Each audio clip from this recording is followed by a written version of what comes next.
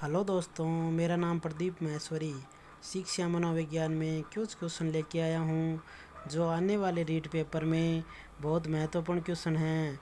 इसमें इस क्वेश्चन में उपलब्धि परीक्षण के कुछ क्वेश्चन पूछे गए हैं जो आप इनकी आंसर ज़रूर दें और कमेंट बॉक्स में ज़रूर लिखें। पहला क्वेश्चन है, उपलब्धि परीक्षणों का मुख्य उपयोग निम्नलिखित में से होना चाहिए। ऑप्शन नंबर 1 है शिक्षण कार्यों की कमी को मूल्यांकन में। ऑप्शन नंबर बी है छात्रों के मूल्यांकन में। और ऑप्शन नंबर सी है औपचारात्मक शिक्षण में। ऑप्शन नंबर डी है उपयुक्त सभी। तो इसका राइट आंसर होगा ऑप्शन नंबर बी, छात्रों के मूल्यांकन में। प्रश्न नंबर 2 की ओर आगे बढ़ते हैं। प्रश्न नंबर 2 है, बालक की उपलब्धि लब्धि याद करने का सूत्र है। तो इसका ऑप्शन नंबर राइट होगा ऑप्शन नंबर सी। इसका राइट आंसर होगा ऑप्शन नंबर सी, ज्ञान लब्धि। लब्धि से ज्ञान की आयु बट्टा ज्ञान की मानसिक आयु इंटू 100। मानसिक आयु इंटू 100। प्रश्न नंबर 3 की ओर आगे बढ़ते हैं। प्रश्न नंबर 3 है निम्नलिखित में से किस प्रकार के प्रश्न सामाजिक अध्ययन के विद्यार्थियों में आलोचनात्मक चिंतन का विकास नहीं करेंगे। कौन से प्रश्न नहीं करेंगे आलोचनात्मक चिंतन का विकास? बंद प्रश्न नहीं करेंगे, बंद प्रश्न, खुले प्रश्न, अपसारी प्रश्न या आलोचनात्मक प्रश्न। तो इसका राइट आंसर होगा बंद प्रश्न। बंद प्रश्न आलोचनात्मक चिंतन का विकास नहीं करेंगे। प्रश्न नंबर 4 की ओर बढ़ते हैं। प्रश्न नंबर 4 है मानकीकृत परीक्षण। मानकीकृत परीक्षण को हम प्रमाणिक परीक्षण भी कह सकते हैं। मानकीकृत परीक्षण का अर्थ होता है अर्थ है विश्वसनीय भी होता है, वैधता भी होता है, मानकीकृत भी होता है। और इसमें से माने तो डी ऑप्शन सही होगा, उपयोग सभी होते हैं। प्रश्न नंबर 5 की ओर आगे बढ़ते हैं। प्रश्न नंबर 5 है छात्रों में रटने की प्रवृत्ति को रोकने हेतु कैसे प्रश्न पूछने चाहिए। कैसे प्रश्न पूछने चाहिए? छात्र को रटने की प्रवृत्ति को रोकने हेतु कैसे प्रश्न पूछने चाहिए?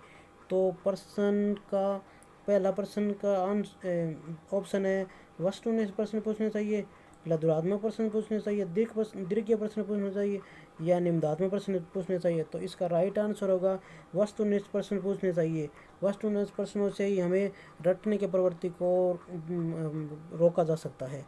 प्रश्न नंबर 6 की ओर आगे बढ़ते हैं। 6 नंबर प्रश्न नंबर 6 है उपचारात्मक शिक्षण की सफलता किस पर निर्भर करती है? किस पर करती है? समय व अवधि पर, समस्याओं की कारणों की पहचान पर, उपचारात्मक शिक्षण की सामग्री पर या भाषा के नियमों के ज्ञान पर। तो इसका राइट आंसर होगा समस्या, ऑप्शन नंबर बी, समस्याओं के कारणों की पहचान पर। औपचारिक शिक्षण की सफलता का निर्भर किस पर करती है? समस्या की कारणों की पहचान पर करती हैं। प्रश्न नंबर 7 की ओर आगे बढ़ते हैं। प्रश्न नंबर 7 है एक बालक की उपलब्धि निर्भर करती है किस पर करती है? उसकी योग्यता पर करती है, उसकी प्रेरणा पर भी करती है। ऑप्शन नंबर सी राइट होगा, उसकी योग्यता और उसकी प्रेरणा पर, दोनों पर निर्भर करती है। इस एक बालक की उपलब्धि निर्भर किस पर? दोनों पर करती है। प्रश्न नंबर 8 की ओर आगे बढ़ते हैं। प्रश्न नंबर 8 है वस्तुनिष्ठ परीक्षण के मुख्य विशेषता है। मुख्य विशेषता क्या है? वह छोटा होता है। वस्तुनिष्ठ प्रश्न वह जल्दी समझ में आ जाता है, ये भी गलत। छोटा भी होता है, ये भी गलत। उसके कई उत्तर होते हैं, यह भी गलत। और ये होगा सही, उसका एक ही उत्तर होता है।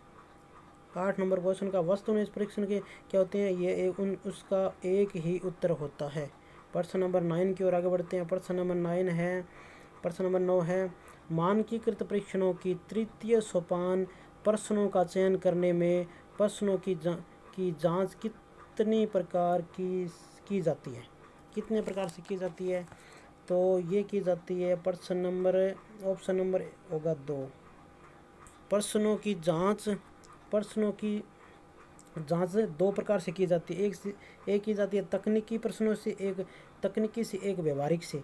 तकनीकी को प्रश्नों की कठिनाई से देखा जाता है और व्यवहारिक को उनकी व्याकरण की अशुद्धता छांटी जाती है। तो इसके राइट आंसर होगा 2। प्रश्नों की जांच की कितने प्रकार की होती है? 2 प्रकार की होती है। प्रश्न नंबर 10 की ओर बढ़ते हैं। प्रश्न नंबर 10 है, उपलब्धि परीक्षण करना क्यों आवश्यक है? उपलब्धि परीक्षण करना क्यों आवश्यक है? प्रश्न नंबर 10, उपलब्धि परीक्षण करना क्यों आवश्यक है?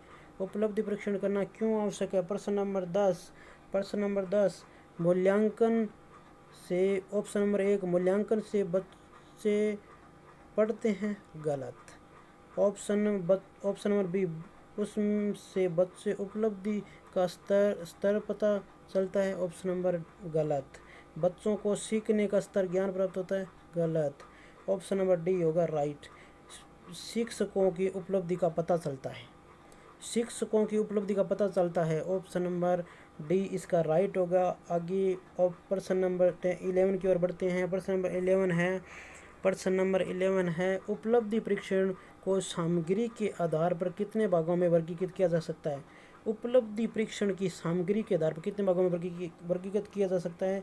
तो इसका राइट आंसर होगा ऑप्शन नंबर 2। इसको 2 भागों में किया जा सकता है, एक शाब्दिक में और एक अशाब्दिक में। धन्यवाद। आज के इतने क्वेश्चन हैं। इसे शेयर करें, लाइक करें, कमेंट करें और सब्सक्राइब करें। ओके, धन्यवाद।